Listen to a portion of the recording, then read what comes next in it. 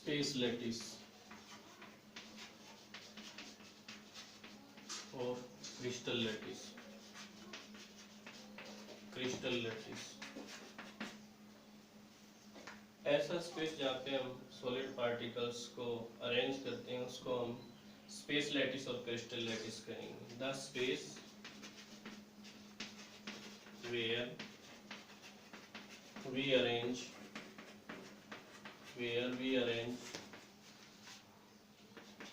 the solid particles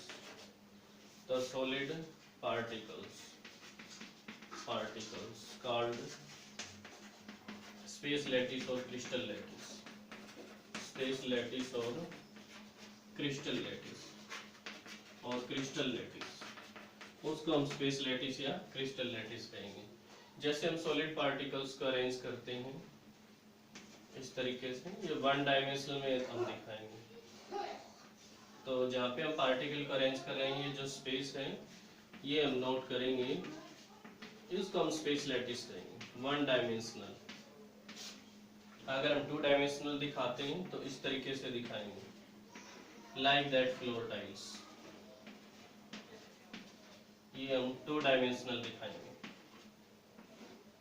like that floor tiles. जैसे floor tiles arrange होती हैं इस तरीके से हम टू डायमेंशनल में इनको अरेंज होते हुए दिखा सकते हैं. ऐसे ही हम आगे थ्री डायमेंशनल में भी इसको नोट करेंगे. ये हम टू डायमेंशनल में दिखा रहे हैं. टू डायमेंशनल स्पेस लैटिस और क्रिस्टल लैटिस की अगर हम कैरेक्टरिस्टिक्स की बात करें, कैरेक्टरिस्टिक्स ऑफ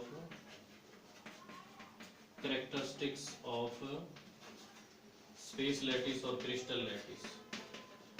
स्पेस लैटिस और crystal lattice.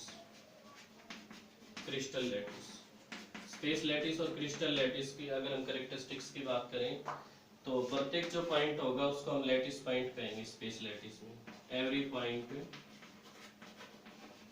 In space lattice called lattice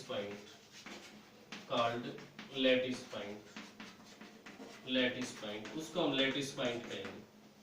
कोई भी जो सॉलिड पार्टिकल अरेंज होगा उसको हम लैटिस पॉइंट कहेंगे. जैसे हम ये नोट करें तो ये लैटिस पॉइंट है, जैसे इसको हम लैटिस पॉइंट कह सकते हैं. लैटिस पॉइंट जो कि एक सॉलिड पार्टिकल है. सेकेंड हम नोट करेंगे every lattice point represent solid particle और कंस्टिट्यूएंट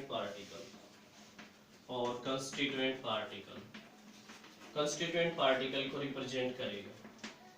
प्रत्येक जो लैटिस पॉइंट होगा वो कंस्टिट्यूएंट पार्टिकल या सॉलिड पार्टिकल को रिप्रेजेंट करेगा. थर्ड हम इसमें नोट करते हैं, if we join lattice point then it form fix shape और ज्योमेट्री. अगर हम लैटिस पॉइंट्स को मिला देते हैं तो वो एक फिक्स शेप और ज्योमेट्री बना लेते हैं. जैसे हम इनमें नोट करें, ये लैटिस पॉइंट अगर हम मिला रहे हैं तो इससे स्क्वायर बन रहा है. ऐसे ही हम स्क्वायर, रेक्टेंगल, डिफरेंट शेप्स को हम नोट कर सकते हैं. ये कैरेक्टरिस्टिक्स हमने नोट किए स्पेस लैटिस और क्रिस्टल लैटिस की. आगे हम इसमें नोट कर रहे हैं थ्री डायमेंशनल में अगर हम इनको अरेंज करते हैं तो उससे यूनिट सेल की फॉर्मेशन होती है. सो थ्री डायमेंशनल में अगर हम इनको अरेंज करें तो उसके अनुसार हम यूनिट सेल को नोट करेंगे. इसमें यूनिट सेल क्या होती है? थ्री डायमेंशनल पोर्शन होता है जो कि बार बार रिपीट होता है स्पेस लैटिस और क्रिस्टल लैटिस में. Unit cell, the three dimensional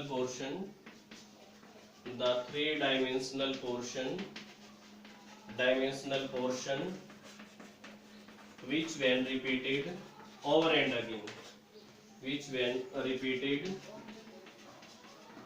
and again over and again in a space lattice or crystal lattice, in a space lattice or crystal lattice, space lattice और crystal lattice. Space lattice और crystal lattice में जो 3 dimensional portion बार बार repeat होता है उसको हम क्या कहेंगे, यूनिट सेल कहेंगे। हम इस तरीके से यूनिट सेल को दिखा सकते हैं, this is unit cell, unit cell. अगर हम ब्रेवियस लैटिस को रिप्रेजेंट करना चाहें तो उसमें हम यूनिट सेल को दिखाएंगे, this is unit cell, unit cell. अगर हम ब्रेवियस लैटिस को रिप्रेजेंट करना चाहें तो हम इस तरीके से दिखाएंगे ब्रेवियस लैटिस को, इसको हम ब्रेवियस लैटिस कहेंगे, ब्रेवियस लैटिस। इनको मिला देंगे इस तरीके से, पार्टिकल्स को दिखाएंगे, ये कंस्टिट्यूएंट पार्टिकल्स होंगे, कंस्टिट्यूएंट पार्टिकल्स। इसको हम यहाँ मिला देंगे और इसको यहाँ मिला देंगे, इसको यहाँ मिलाएंगे और इसको हम यहाँ मिला देंगे। इस तरीके से दिखाएंगे हम इनको, पार्टिकल्स। इसी तरीके से हम इनमें भी इसी तरीके से मिलाएंगे इसको और इसको, इनको हम यहाँ मिला देंगे और इनको हम यहाँ मिला देंगे। इस तरीके से रिप्रेजेंट करेंगे, कंस्टिट्यूएंट पार्टिकल्स ऐसे दिखाएंगे, कंस्टिट्यूएंट पार्टिकल्स। इसी तरीके से हम यहाँ इनको मिला देंगे इस तरीके से और ऐसे कंस्टिट्यूएंट पार्टिकल्स को दिखाएंगे। इसको भी मिला देंगे हम इसके साथ और इसको भी मिला देंगे ऐसे।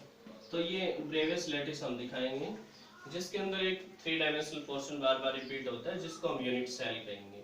अगर हम यूनिट सेल इसमें रिप्रेजेंट करना चाहें तो हम इस तरीके से रिप्रेजेंट कर सकते हैं। आप इसमें ध्यान से देखिए कि जो भी मैं लाइन डार्क कर रहा हूँ वो यूनिट सेल को रिप्रेजेंट करेंगे।